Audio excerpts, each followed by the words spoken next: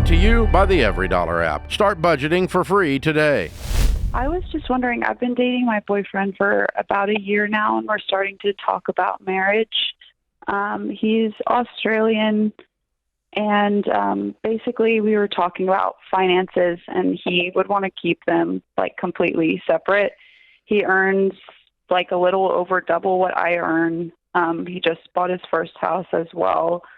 And it concerns me. He also mentioned maybe wanting me to sign a prenup. And I just feel not secure maybe marrying and having kids with somebody who feels, finances should be 100% separate. So I was kind of wondering what y'all's thoughts were, if you had any advice for me on this topic, basically moving forward. Yeah. Did he give you reasons why he wants to keep it separate? Is it because of the amount he earns? Is it something that happened in his past, his parents? Like, did he give you reasons why?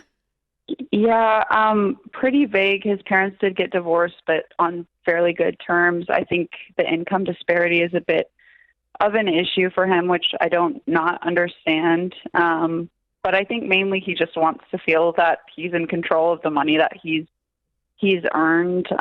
We were talking about it last night, actually, and he was saying, well, I don't believe that it would be our money, if we were married.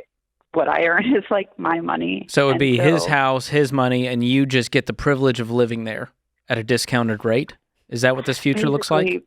Basically. I don't think he sees it that way, but yeah, that's kind of what he's saying. It sounds like he wants to be single. No, he doesn't want to be single.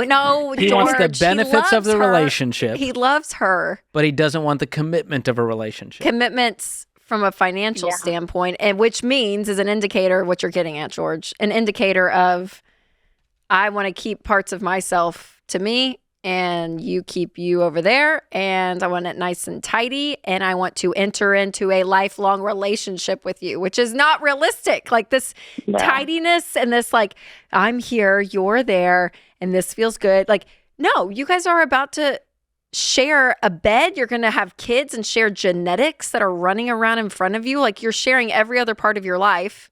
And yet you have to Venmo him for Outback Steakhouse?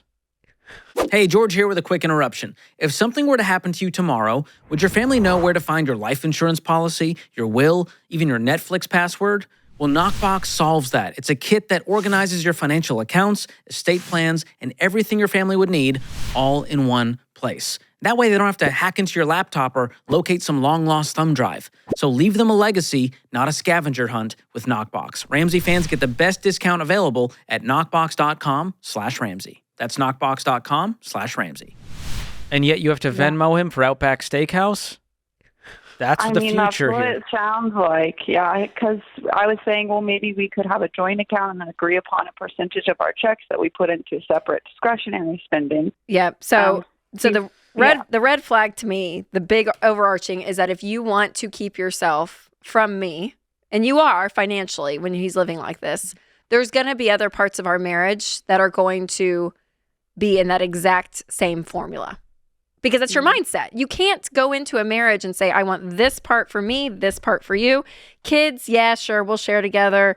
Calendars, no, I'll go do my thing. You do. Like, you can't live your life like that in a marriage. You can't live your life like that in I would say, a healthy, well-connected marriage. Because the healthiest marriages that we see are ones that people say, I do to you for the rest of my life. And I see it as a covenant. I see it as something bigger than me, and we're entering into this, and every part of our lives we're combining. And that doesn't mean that you're not still Shelby and he's not still him, and he has his quirks with money, and he loves to budget and you don't. Like, there's still going to be opposites. You're still going to have your natural tendencies, but to say that I'm going to block you from a part of me to keep me in control over here, that's saying a lot about someone. It really is. And a lot of people disagree with this advice. If you called another money show, they probably wouldn't be as bothered as we are. But we see this as a reflection of the person more so than just the reflection of the bank account. And I've rarely seen a thriving marriage with total unity and love long-term that lives this way.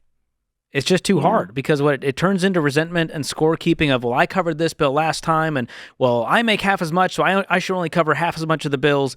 It just becomes tit for tat, and that's just not a way to live your life entering into this. It's a business relationship, not a romantic You know what I mean? Yeah. Not a partnership. And it causes financial infidelity down the line because you have no say or transparency into what he's doing with money.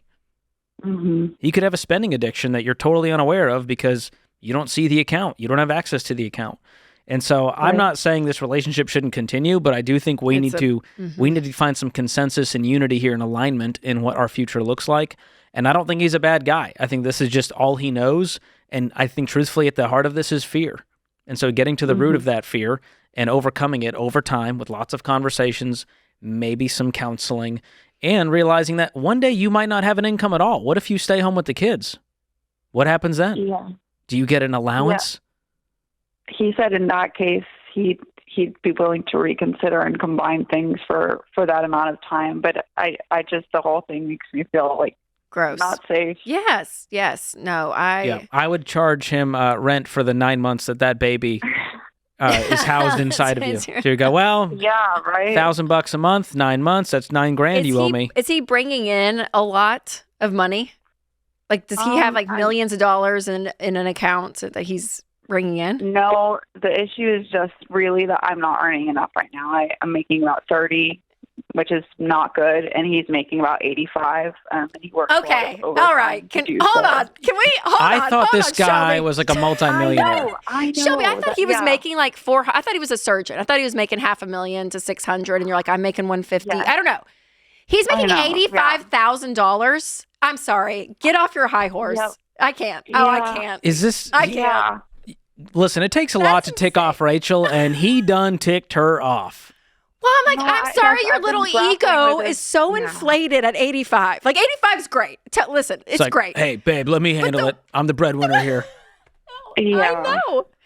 You know what? What You're happens not if even making six figures, dude? Like, what happens if you make more than him? Then do you get control of the board? Well, that's been a lot of my issue because I've told him, if this is how we entered a marriage, at some point, because of some other circumstances, I could see maybe in the future I may earn more. His job is very physical. If he loses it, that's it's going to be an issue. And if I do earn more later on and you have an issue, I'm going to feel like, well, I hope you figure it out because that's how you treated me. And that's not the mindset I'm wanting to go to. Either way, the relationship is ruined. And you're already going into scorekeeping. Like even that scenario. Yeah. And you're not even married yet. You know what I mean? So like it's... Yeah. So yeah, Shelby, I don't want to paint him like he's a bad guy. I think you're right, George. I think it's just all he knows. It's all he's aware of. But I mean that gets down to a deal breaker for me. Because I just can't even imagine. I can't imagine Winston. I couldn't imagine playing that through. Yeah. In a scenario, well, I made more this month, so I get control of the board for this month. Because I'll be honest too, prenups and stuff. I mean, Shelby, I've even, from my own just personal opinion, I've gotten even more lenient with those. I used to be so anti them, but we've seen so many situations, and that's why I asked, is he bringing in a lot? Like, I mean, I've had friends I've gotten screwed with stuff. Like, I mean, just I get it. I get that there's a lot of pain, and there's parts of like, hey, I want to be wise about this because I get it. I can have a conversation around that, but not at 85.